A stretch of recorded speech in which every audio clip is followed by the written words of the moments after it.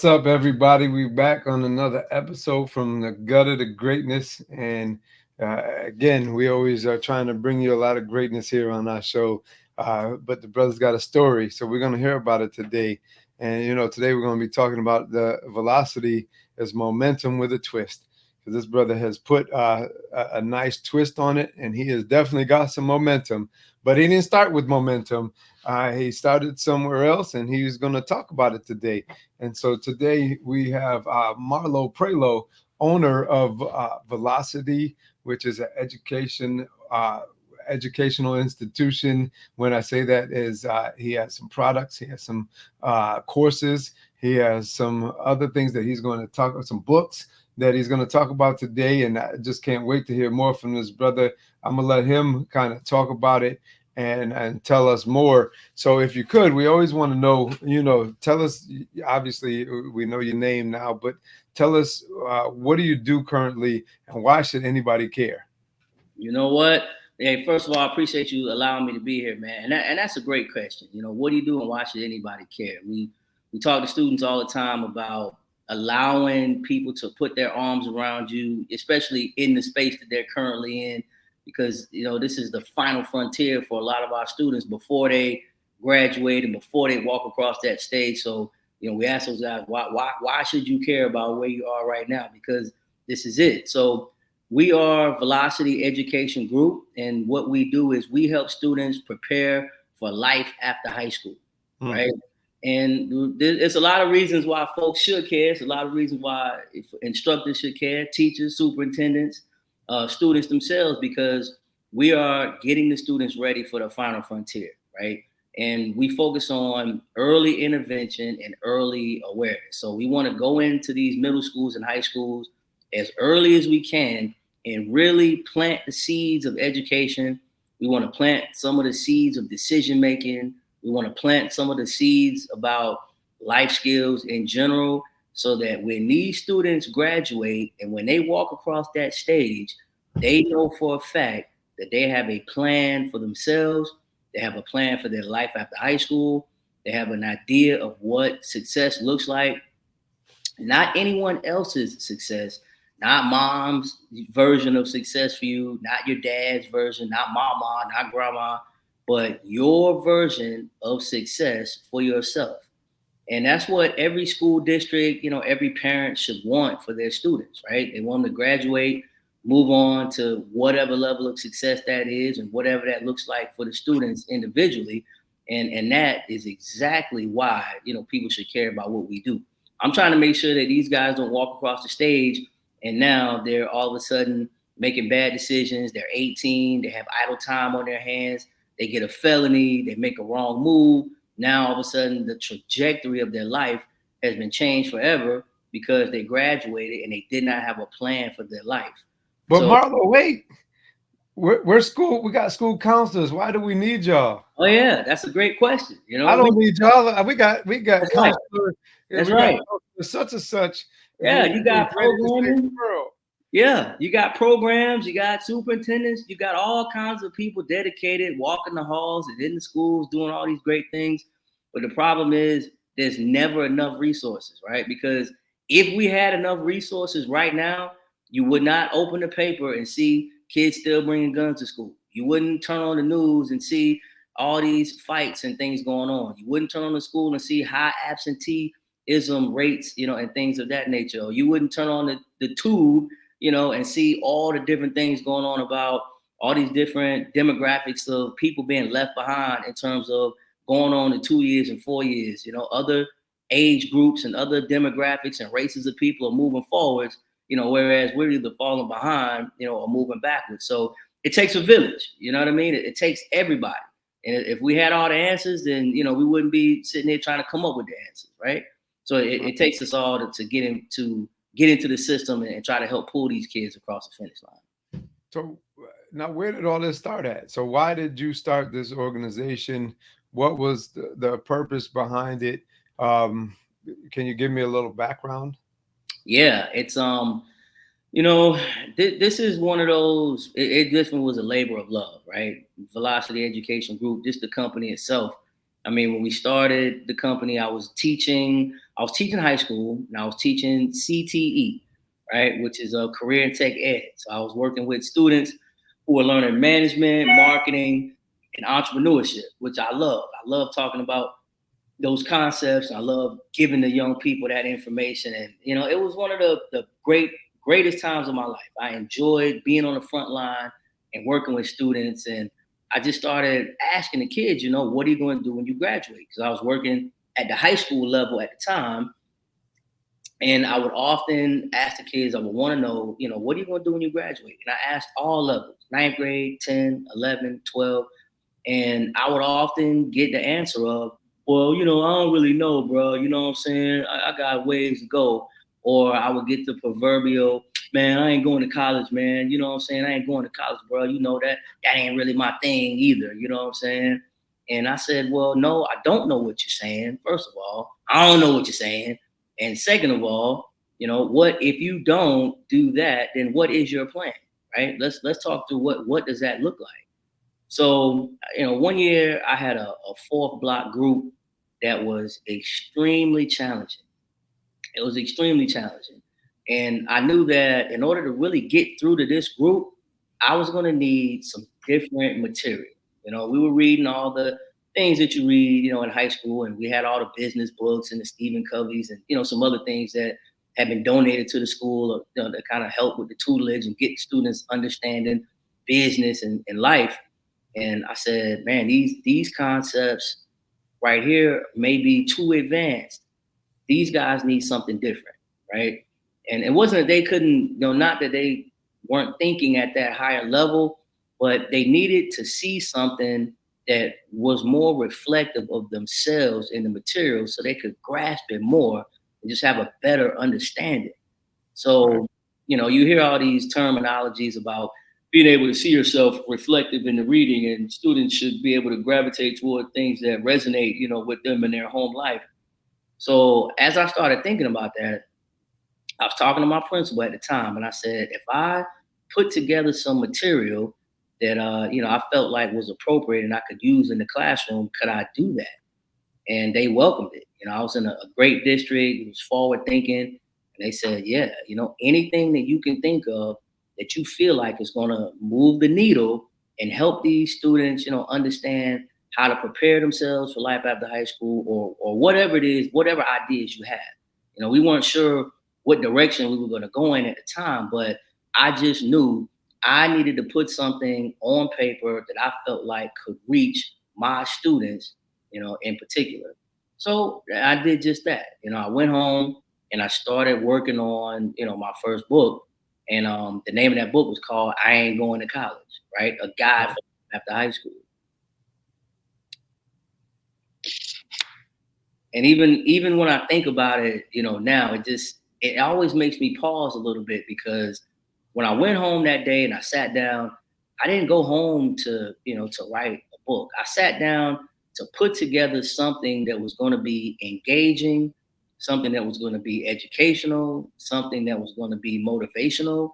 And the overall goal was, I want to bring forth some material that the kids are going to gravitate towards and resonate and read and say, man, if this person in this book was able to go forward and succeed and find some success, and he kind of looks like me, maybe a story is similar to mine, then maybe I can do it too, right? And that was all I wanted to do. I didn't know if I was going to do a fiction or a truth, a fiction or a nonfiction, and I ended up telling my own life story. And that actually was not, what I set out to do. I was going to tell a story about this guy trying to graduate from high school, but he gets into trouble. He goes through some ups and downs. He's got these humble beginnings, Right.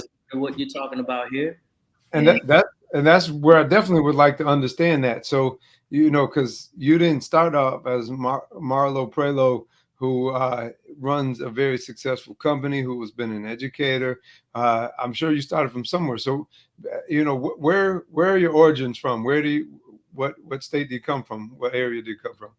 Yeah, so I grew up I grew up in Sumter, South Carolina, right, which is a rural town right in the state of South Carolina, not too far from the capital, which is Columbia. And, as we matriculated, and grew up in Sumter, then, we went through a lot of different things because it's the 80s, right? And I tell people, if you didn't grow up in the 80s, the one thing about the 80s, crack cocaine, drugs, prostitution, man, those things were tearing through the Black community, not just in my neighborhood, but in neighborhoods, really all over the country. I My mean, neighborhood too. that's what it was. Yeah, I'm from one of the poorest cities in the country, but crack hit us extremely hard, and we're like a drug hub for a lot of different areas.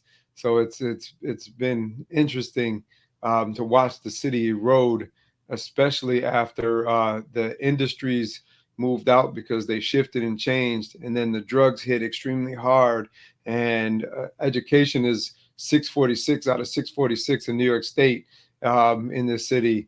Highest murder rates per capita, usually lowest graduation rates for Black males at 9%. So this is the city that I'm from. So I definitely understand. So you're saying Sumter was hit hard by the crack epidemic, and how did that affect you and your family?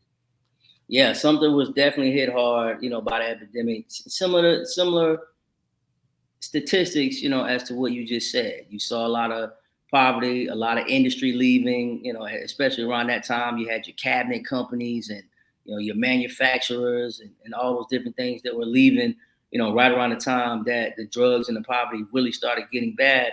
So then what happens with that? People can't make money. Then, they just want to start trying to do other things in order to make money, which are usually illegal things. And all those things lead to even more crime, more truancy, kids out of school. So, the public parks and things like that, the places that you used to go to for fun and to find refuge, those became the drug hubs and, the real centers for a lot of the violence. And, you just couldn't move around as a young person and do the types of things that young people did. And, when you're living in an environment like that, where you're already on Section 8, the majority of the city, the schools are Title 1, kids are eating, 85, 90% eating free reduced lunch, coming to school, with the lunch ticket, having to get kerosene for heat and things like that. You're not necessarily going to go to school and strive to achieve, all of your best, especially in particular if you didn't eat last night.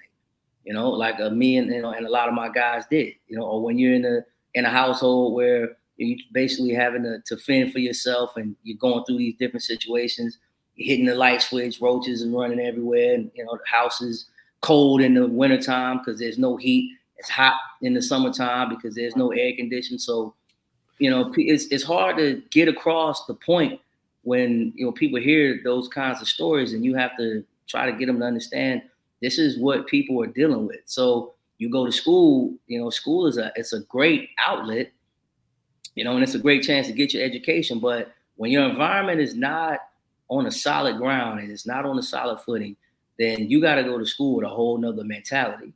And Right. I think the folks who come out of that and are able to come out of that and go on and be successful, I mean, you talk about gutter to greatness, man, it's a big difference in somebody who tried to open their refrigerator and couldn't open it because it had a lock on it. You had to ask for permission to get something to eat. Then somebody who went home, went in the cabinet, got a snack, went to the pantry, then they went in the kitchen, hobnobbed around with mom and dad, while the food was being cooked and they ate good. They went home and went to sleep. That's what you want. But so many people that I can name were not in that type of situation. And Right. when you see them, you can see the frustration in their faces. You can see the anger, in their faces. And those are the guys that went to school. You lash out, you start getting in trouble, So and before you know it, you start making bad decisions. so was that was that some things that you experienced directly, and what did that look like? Also, is Charlemagne the guy from Sumter, or no? No, Charlemagne the God is from Monk's Corner, South From Monk's Carolina. Corner. Okay, that's right. I knew he He's was from from Monk's Corner. He's from somewhere Monk's Corner. in there, and I have some relatives in South Carolina, and it's interesting. So I remember going down to King Street, right, and you come outside at nighttime and you get your own personal gnats that go with you. So they know your name and they come out. You come out the house and then it's flying around your head, and Oh yeah. then you go back in and they go away and then they come back out again. Yeah, I don't know about all that. Yeah, But they'll lift you up. They will lift you up to a yeah, higher height if you let them. I stood in an ant pile, like a red ant pile, and went in Oh, the house, ran in, taking my clothes off, oh yeah. and screaming, and yeah, I leave that for you. I leave Yeah, that for y'all, man. I stay in the concrete jungle. yeah, they Um, probably saw you coming a mile away. They probably couldn't wait to get you. no, they knew I wasn't from there. They knew I wasn't ready for it. I wasn't built for it. I but was your life? Did you have to go through this? Did you have the refrigerator locked? Did you have what was it like personally? Like tell me your gut of the greatness story. Like where did it start for little Marlo? Yeah, And what did that look like? You yeah, know, yeah. walk us through It's it. man, it's so wild because I was asking my grandmother one day, rest her soul. I said, "What was I like when I growing up when I was little?" And she said, "Man, you were so shy.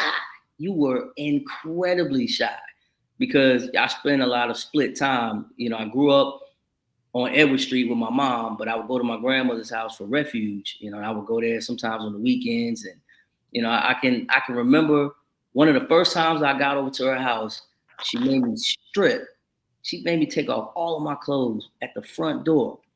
And I came in and she said, "Let me look at your arm." And I held my arm up and I could literally just rub my arm and see the dirt that was on my arm that it came because I wasn't being held accountable even to take a bath, even to bathe or do some of the basic things that you're supposed to do to really groom yourself. And I came in, she gathered up all my clothes, man. She put them in the wash. And we sat down. And we had a conversation just about basic hygiene and taking care of yourself. And we as she was talking and telling me, I became ashamed and embarrassed. And that's when I really started to think about what is going on with my life. Like why am I in this situation? So I started asking adults who I live with questions, why are we in this house where I don't have a bed? Why am I having to sleep on this ottoman that I gotta take another ottoman and push it together and wrap all the covers around it? Why can you not just get a job? Like I see other people do. So that we can have money and income and do some of the things that I know need to be done. So, from sleeping on the floor at times to sleeping on ottomans at times, to sharing beds with people, being again in the house, no heat, no air. I mean, the winter time was just so cold in that house. I'll never forget. I would put my clothes on the night before school and just sleep in them because I know during the night I was gonna be able to just blow smoke and I could see my breath rising right in front of me inside the house just because that's how cold it was. I didn't want to get up and change my clothes in the cold winter air. So we just got dressed that night, got up in the morning, brushed our clothes off, and just went straight to school. And I remember, even just standing in the cheese line, getting free cheese, having to go to the church, get a box of clothes for Christmas time and Thanksgiving. So, when you're moving through those kind of situations and you living in, that kind of poverty, it gives you a very different lens, on life and kind of how things look. So as I continue to matriculate, through elementary school and through middle school, I thought everybody lived like that, Right. but as I started getting into middle school and early high school, I started wanting to get my own money, just like everybody else. You start looking around, you seeing the big cars, rims, people driving with all the bass. You go to the park, cats coming outside, they selling all kind of drugs, showing you all kind of big money, big wads of dollars, and saying, this is what you guys should be doing. I remember my guy asked me, he said, "Man, what you gonna waste time going to school for, man? Look at this." And he just peeled all the $100 bills. And I was like, man, I want that. What am I going to school for? And I really started to question, what's the point? I'm like, if I'm just going to eat, I'm really just going for breakfast and lunch. That's it. I mean, I could care less about learning and the academic piece. I didn't have all the right classes. I wasn't the smartest person. My mom didn't go to school, so I wasn't worried about, college and all that stuff. So I didn't think any of that stuff mattered. For me, I didn't think it mattered for my friends because when people started asking about plans for life after high school and what are you guys going to do, man, we were just lost. Like, well, what are we supposed to do? We don't have the grades. I mean, we haven't taken all the classes. So what happens to people like us who go to the grocery store and steal and put meat down the front of our pants and walk out? Or what happened to the guys like us who go down to the city, to J.C. Penney, throw a couple extra shirts in the bag, and try to walk out? What happens to the guys like us? And so we were struggling trying to figure out, where our place was going to be in society. Because I mean, me personally, I didn't know. And when people started, having that conversation, I didn't think I was good enough to do anything. I mean, self-esteem was low. I didn't think I was smart enough.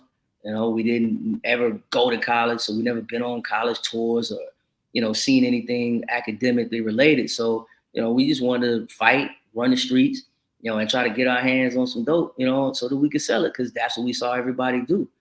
Right. So, So when I started, what was the pivotal point then that potentially in your life or was it a person or pivotal point that made a shift for you? So you started to see things different and you knew, because I too, it sounds like we had very, very similar mirrors going on where there was some strong similarities of things that we've been through. So what was that point that kind of changed it for you? you know what? One of the things I'll say for me, I knew who my father was. I had a great dad. He didn't live in South Carolina. He lived in California, and he called for me for a couple of summers. So when I was able to leave South Carolina and go to Los Angeles, I flew on a plane for the first time. I got in a different environment for the first time. I saw, a man go to work and just have a kind of regular everyday life. My dad had a car, he had an apartment, and overall he was a good guy. So it became a point where I was able to see two different versions of life. Now, up until for many years, I only saw one version, and that was the version of Sumter, people wild, doing things irate, stealing. I mean, robbing people. I used to go in my next door neighbor house and steal from him because he drove the snack truck. So he always had honey buns laying around, candy bars laying around, money. So we go over there, man, go in the back door, take $1 bills, slide all the change off the dresser, grab a couple honey buns, and be back out the back door.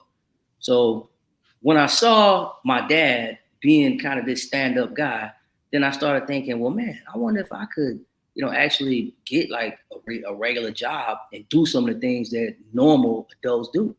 But before I kind of ventured down that road, I had to still get my hands on that crack cocaine, because everything that I saw that went along with that, I still felt like, man, that's a great life, because I saw the money and I saw what it would do, what it was doing for people, even in something in the hood.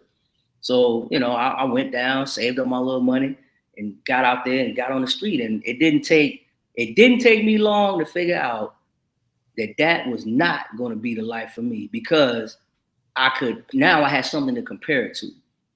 So I always say the turning point for me was spending time with my dad, because if I never saw that life and never saw him, kind of being a stand-up man with a job, and I'd only seen what I saw growing up with all the guys around me, fighting, selling dope, even the house we lived in burned down, and things like that, then I wouldn't have anything to compare it to.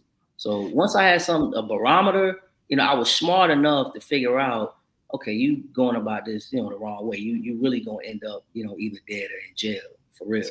See, and I think the resource and the access to opportunities. So even for me, I know that when I was home, and I grew up in the projects in Rochester here, I grew up in some of the worst areas. I saw my experiences were similar to your experience of what we saw, what we went through. I lived next door to the crack house, right? Yeah. So, and my stepfather was addicted to crack. So, like, our stuff would often be missing, and it could be next door. And so, when I think about all of that, some of what changed or my ability to want different was my grandparents. See, my grandparents, they lived a little bit of a different life. They lived a more of a middle class life, and they lived in a decent area, but I saw a different structure. And then what they shared or poured into was made me want a little bit different. And I guess what is hard for me is that it was a blessing, but it also is, there's some of our kids don't have those opportunities or resources to see something different. And so I was hungry for something different. Like I just knew from an early age because of them that I wanted to live more like them and exceed that lifestyle than I did want to live how I was living, but seeing it. And, it struck a Mm-hmm. nerve when you just said that, because it was completely that I was able to see that. And I know a lot of kids don't have that, or have that resource. And it's like, how do we work towards changing that, or being the resource that they need, and be like your dad, like my grandparents, and help them be that pivotal point. Because one of the things that I'm worried about is that so many, all of our kids, but specifically our Black males, are stuck.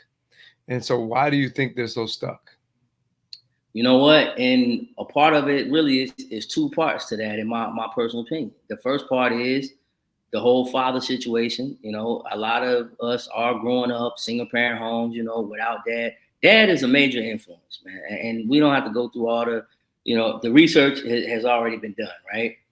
The second piece of that to me is exposure, because I can say that for a fact. I grew up, in a house. I had siblings. I had other people around me. I had my own friends, who were connected to me, in different capacities. And when I look at all the common threads of people who were quote unquote found some sort of success, and not necessarily, money and homes, but graduated from high school, went on to live, a good life, was able to sustain themselves, take care of themselves, whether it's plant workers, but I mean, they have regular routine jobs and just able to live a good quality of life.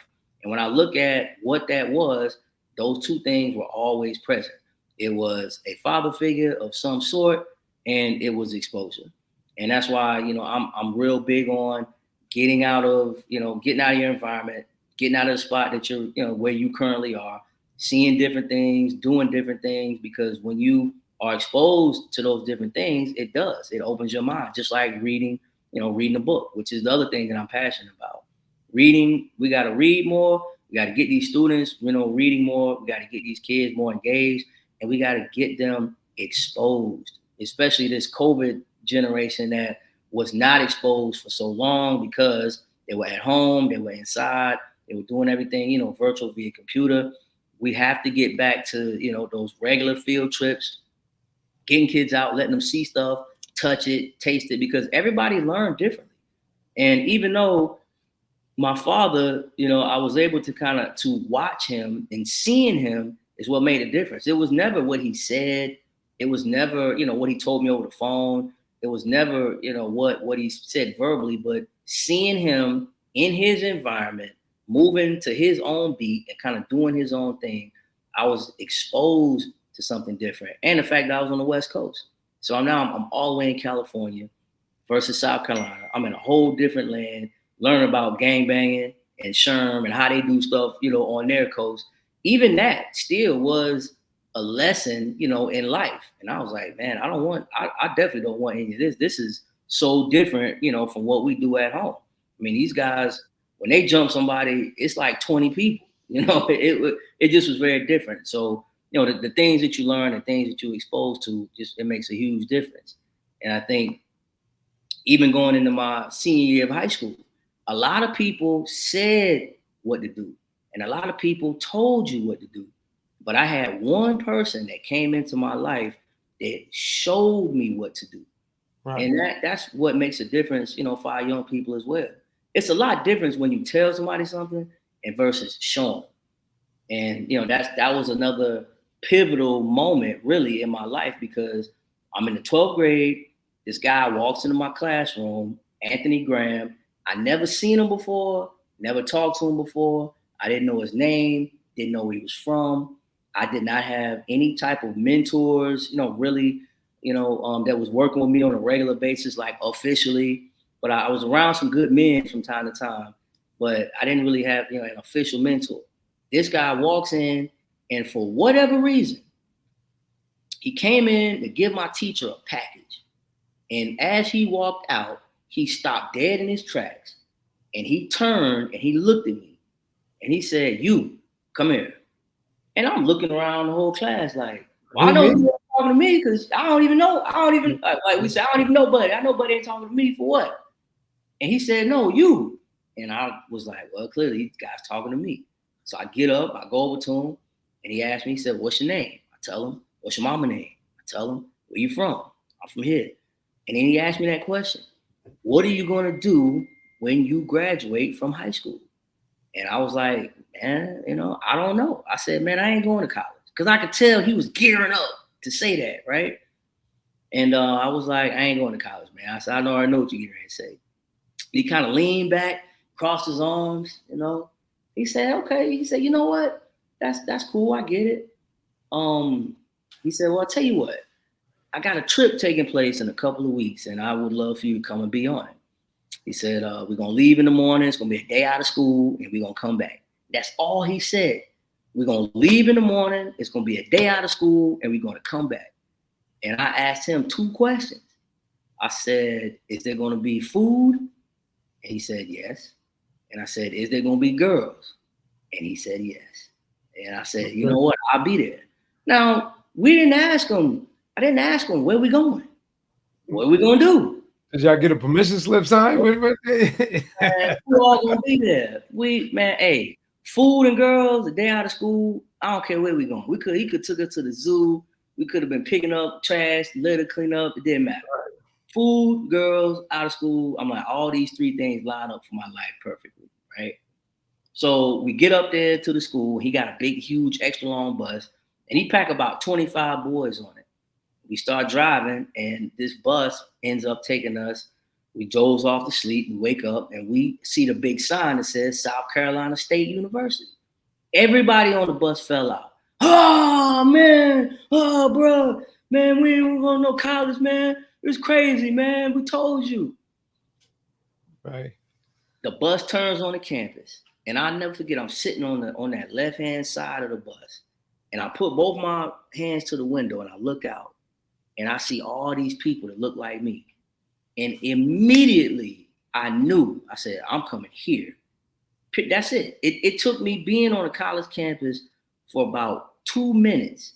I hadn't talked to nobody. I hadn't seen the whole school, nothing.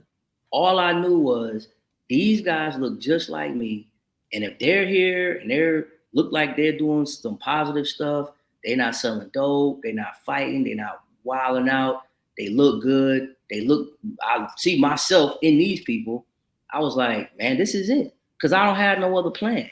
I'm going to stay home and sleep in the bed. My mama sleep on the floor some days, stay out all times of night, still not a grocery store. I'm like, this looks like a better alternative, even though I didn't really know what the opportunity was. It felt like it was going to be right. And again, when I talk about getting yourself out of one environment, putting yourself into another environment, I talk about having exposure and being exposed to different things and not just being told, but being shown what to do. Big difference, big difference. Now, I'm thinking about just growing up in the environment that you grew up in. What type of hurt or trauma did it cause for you, and how did that get in your way from reaching the milestones that you knew that you one day could reach? How did that manifest itself? Yeah, it's it was a lot of trauma. A lot of trauma. For me, more so was the trust, right? Like trust, being able to really trust adults, trust that they're going to do what they say they're going to do. Because even as a child, man, I had been let down so many times, sitting on the edge of the bed, waiting on the cavalry. Oh, I'm going to come bring you a pizza. Nobody show up. Oh, we're going to get you out of here. We're going to get you a bed, like simple things. When you're young like that and somebody gives you their word and then they break it or they don't do it, man, it is so demoralizing because you're already looking to these people as, your superheroes because, these are adults. This is all you have, and I grew up in a house with, my own grandmother who I honestly looked at me and told me, she said, you ain't never going to be shit. Not ever. That's it. And to look up as a child and hear those words come from somebody that's supposed to love, respect, cherish, and honor you. You know, a person that have given this esteemed title to, you know, grandparent or grandmother, auntie, you know, whomever, to hear those derogatory things come out. Oh, you too black, you know, you too dark, you short, you know, you're not gonna be tall, you're not gonna amount to anything, you know, you're not gonna be able to make this, and I don't know why you hang around these people and you think because you talk white, you know, you think you somebody. So, you know, you internalize all of those things. And I can remember being on a trajectory, but still thinking, man, somebody's gonna show up and tell me that I ain't gonna make it. Somebody's gonna walk in here and tell me I can't come here. Somebody's gonna show up and tell me that I can't do it. And then I started thinking, well, maybe I really can't do it. Yeah, it does look good. And yeah, they do, you know, have all this stuff laid out, but what if I really can't succeed here? What if I'm really not smart enough? You know, what if I do the application and I don't get in? Or what happens if I get in and then I fail out and I got to come back home? Cats already told me. They was like, yeah, we see you when you come back. You know, we going to be right here at the corner store. So, you know, all of those things they do, they just weigh on you, you know, and they weigh you down while you trying to fight through, you know, the rubble and just try to become somebody and build yourself up. And then ultimately that's what I ended up doing. I just had to continue to tell myself, you know, that you got it, you're gonna make it, you know, you can get in here. It's gonna be tough because I didn't have all the grades, right? I didn't have the GPA, I didn't have all the classes, I didn't have nothing. So at that point, it was just a Hail Mary. I didn't know if the school was gonna accept me. I didn't know if I got in, if I was gonna be able to do the work. I mean, I was terrified, but and I still to this day really don't know how we got into the college and got accepted. But that's what I say about our HBCUs, you know, back in the days, and you know, even now, those schools will give our young people an opportunity, right? And you know, this was coming from somebody English student in high school, you know, getting in the fights, you know, going through the neighborhood, getting into trouble with people, and to go there and have an academic career that I could hold my head up about. To say that I made A's for semesters, you know, walked out with a stole, you know, around my neck. Man, I never made grades like that in high school. I didn't know I was capable of making a grade like that in high school. Even down to, you know, I had several internship opportunities. I left South Carolina State and I went to Dallas, Texas, and I did a co-op for a whole year where they paid for me to live in an apartment, gave me a check stipend, a cell phone, a laptop. I mean, I was able to, you know, save money, come back to school, pay my own bills, get an apartment, give my mom some money. So just being in that environment, it changed my life so dramatically until it was unbelievable, you know, and that's why I challenge students today, you know, when I hear people and even adults, so college not for everybody, and there's no guarantees you get a job, and I'm like, I challenge that because if you go to a hair school, you know, or cosmetology, are you going to study? Yes. Are you going to get a certificate of some sort? Yes. Well, congratulations, you just went to college. Okay, college is about educating yourself after high school. Doesn't matter whether it's 2 years, 4 years, hair school, nail school, you go get HVAC, 8-week dental assistant program. All of that is college, all of it. It's all about gaining additional knowledge, pushing yourself outside of your comfort zone, and being able to walk, you know, into some sort of career path that's going to be lucrative enough for you to be able to take care of yourself on your own without adult help or interference. So Right. congratulations, right?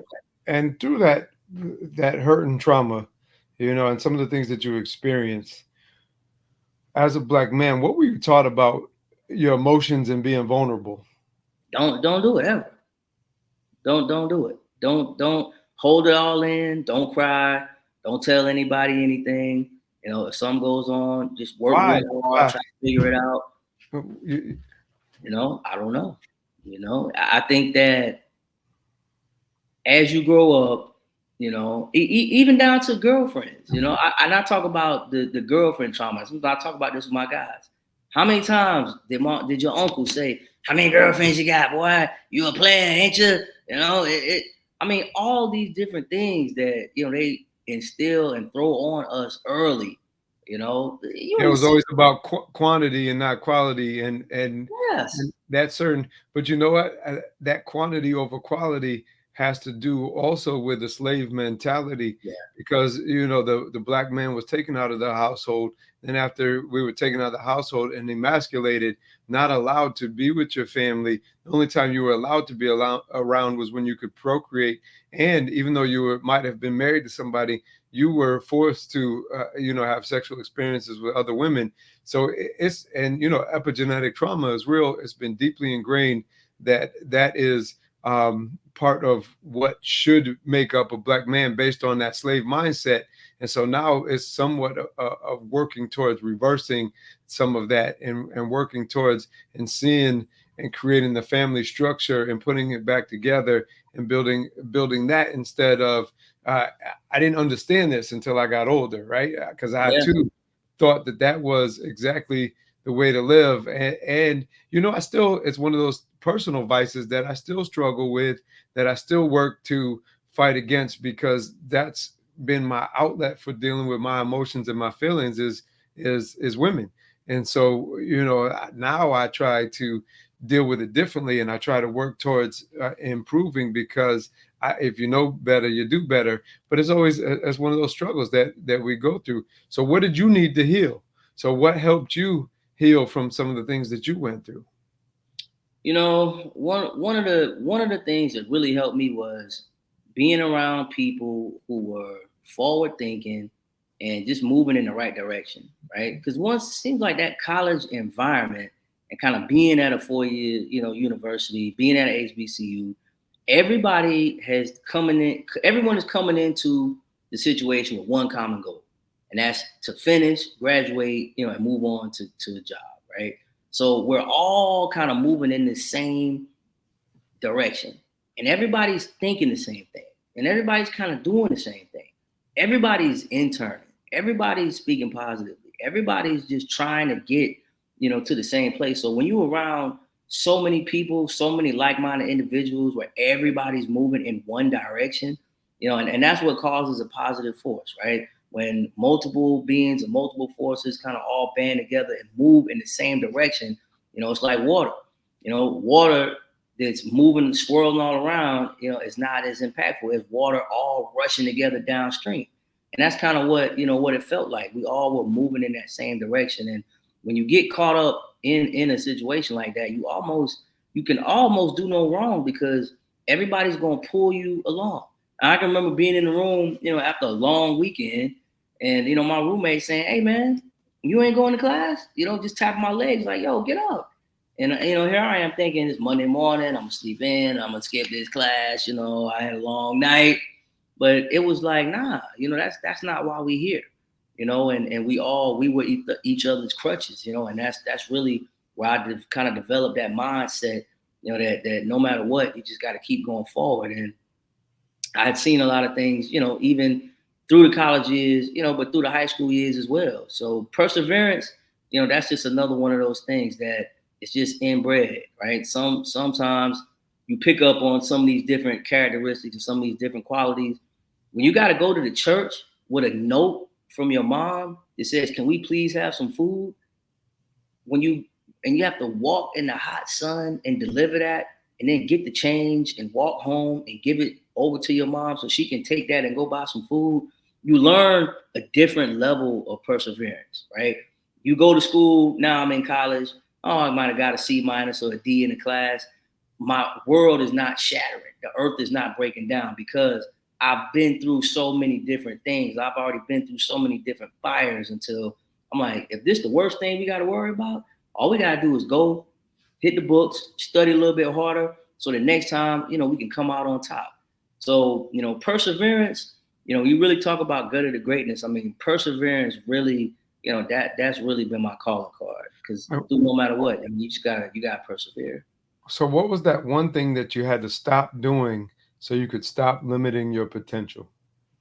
One thing I really had to stop doing was just being so worried about, what people thought. Man, I would be worried to death about failure.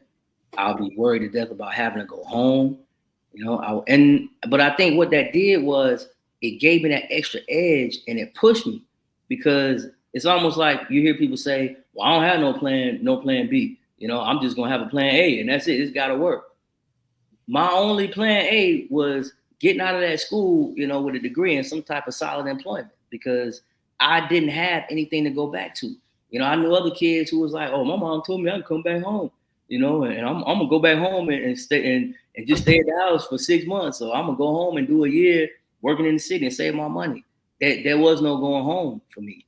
So, at that point, in that moment, that's when I kind of knew, this is it. Like, I got to get in here. I'm gonna have to do everything I can, everything in my power, to win and be successful and move forward. And so, and that's what we did. I got some phrases that I'm gonna put up on the screen, and so when you see the phrases, I want you to tell me what it means to you. It's almost like a rapid response. What's your first reaction?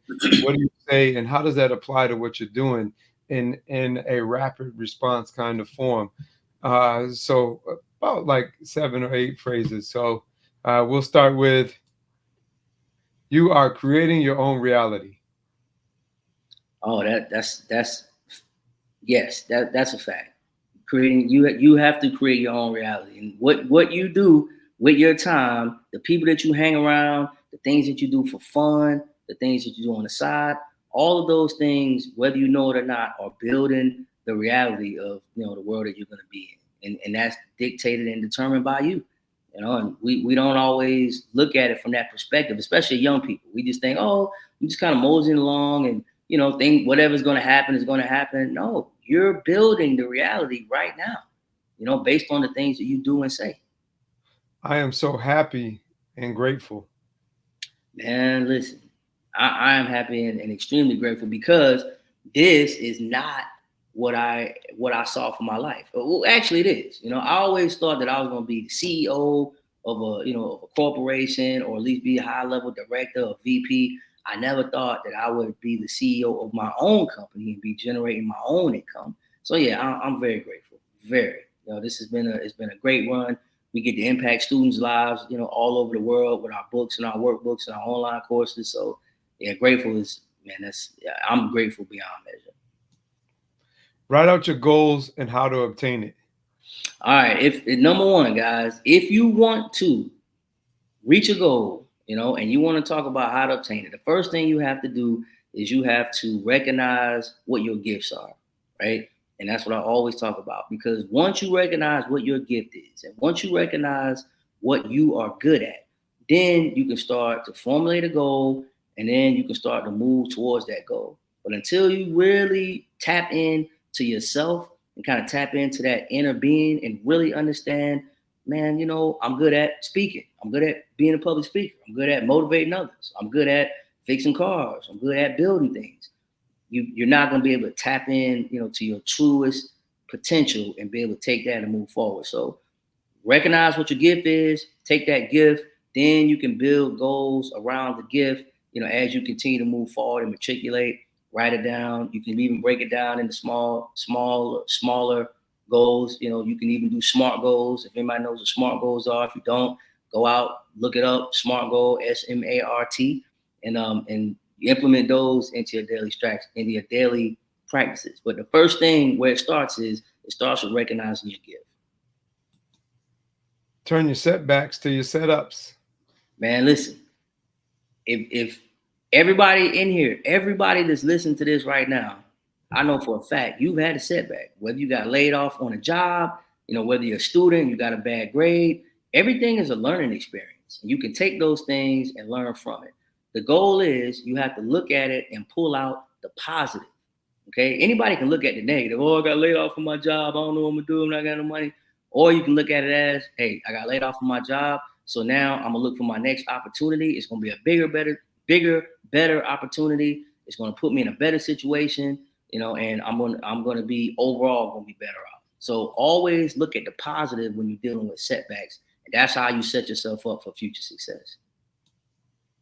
My memory is a replay of your past. Your imagination is a pre-play of your future. You know, the past is a tricky thing to deal with, man. It's tricky, but again, similar to what I said earlier, look at your past, just be positive and learn from it. Pull out the positive pieces and just try to learn from what you did, learn from your mistakes, and try to use them going forward.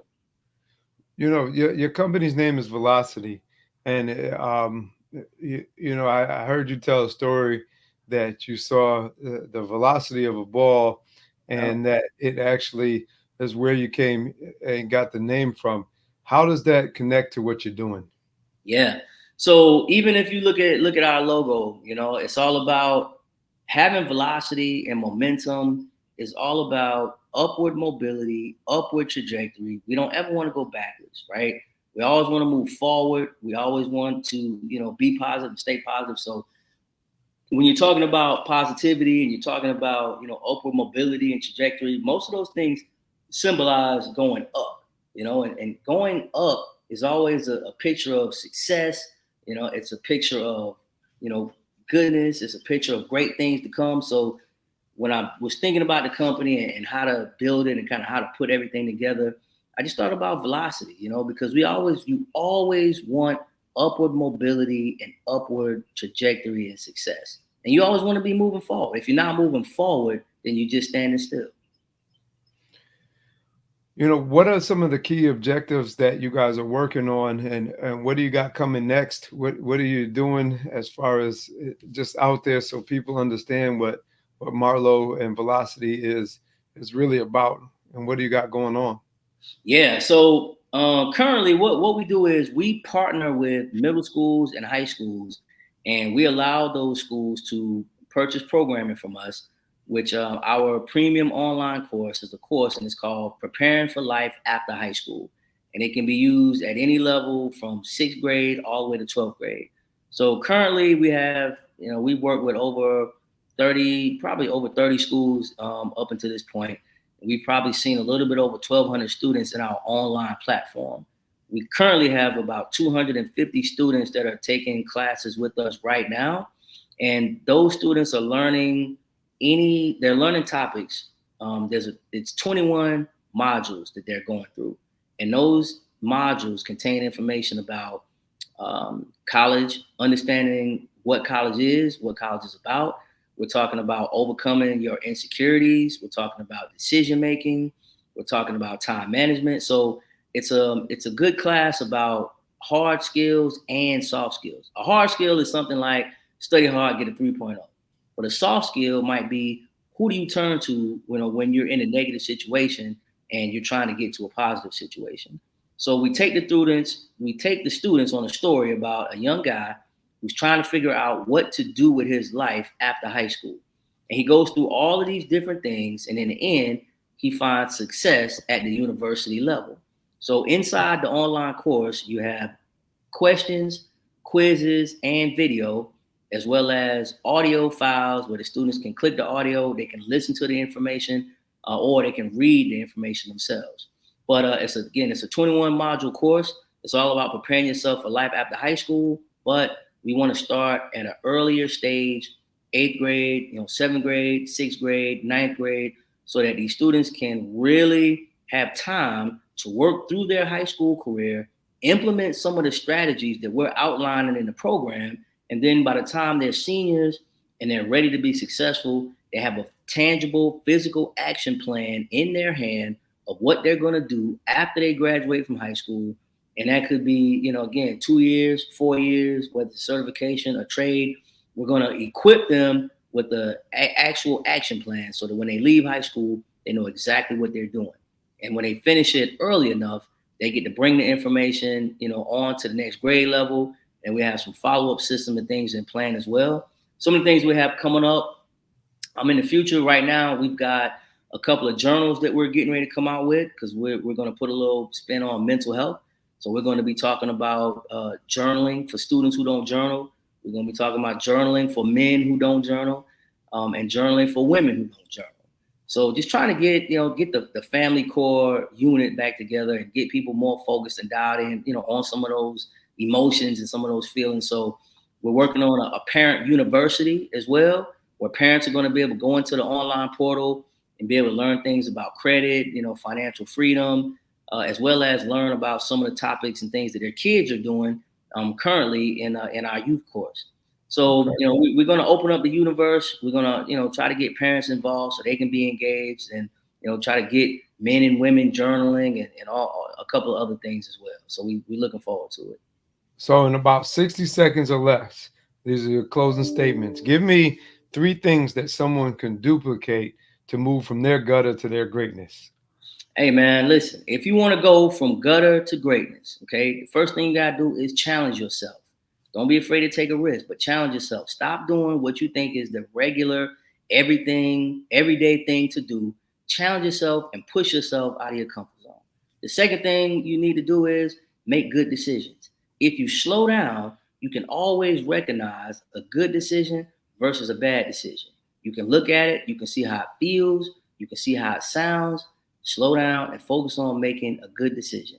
And I would say the third thing is have the ability to persevere, because guess what? Something's going to happen. The car going to break down, tire going to blow out, lights going to get turned off, somebody may pass away. No matter what happens in life, have the ability to persevere and continue to move forward no matter what. If you focus on those 3 things, you will be able to go from gutter to greatness. Thank you, brother, for being here today as we kind of close out with a mindfulness minute. What resonates with me, what Marlo and Velocity is doing is something called the 12 Ps.